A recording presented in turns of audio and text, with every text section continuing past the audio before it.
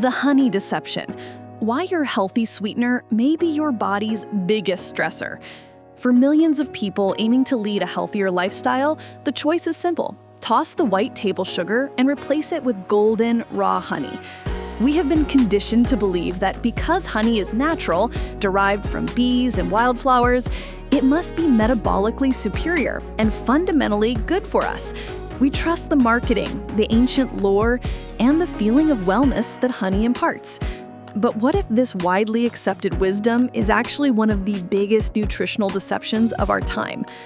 According to biochemist and best-selling author Jessie Shauspa, known globally as the glucose goddess, the widely promoted difference between honey and table sugar is largely a myth in terms of metabolic health.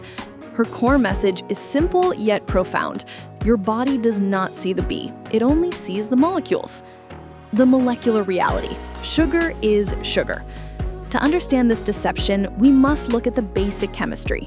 Standard refined table sugar is chemically known as sucrose. Sucrose is composed of two single sugar molecules, 50% glucose and 50% fructose bonded together. Now consider honey.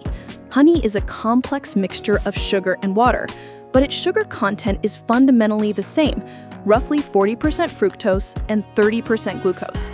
As Jessie explains, when you consume honey, your body rapidly breaks these bonds down. The glucose rushes into your bloodstream, and the fructose heads straight to your liver. To your pancreas and your insulin hormone, the difference between the spike generated by honey and the spike generated by table sugar is negligible. Both are delivering a concentrated load of glucose to your system quickly. The marginal trace minerals and antioxidants in honey are entirely overwhelmed by the sheer volume of sugar, rendering the natural defense useless. The antioxidant benefit is so small, you would need to consume a dangerously high amount of honey to equal the benefits found in a small handful of blueberries. The true cost: aging and mitochondrial stress. The consequences of repeated blood sugar spikes, regardless of the source, are the true hazard we must address.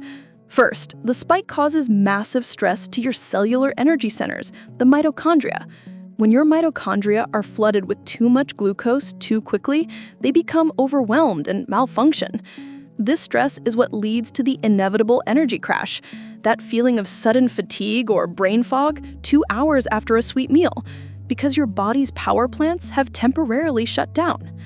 Second, and perhaps more frightening, is the acceleration of the aging process through glycation.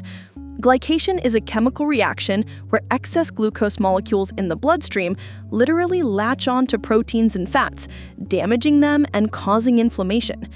When this happens to your collagen and elastin fibers in your skin, they become stiff and brittle. This metabolic cooking is visible over time as increased wrinkles and a loss of skin elasticity. When you eat honey on an empty stomach, you are actively driving this destructive process, essentially sacrificing your long-term youthful appearance for a brief moment of sweetness. The fructose time bomb.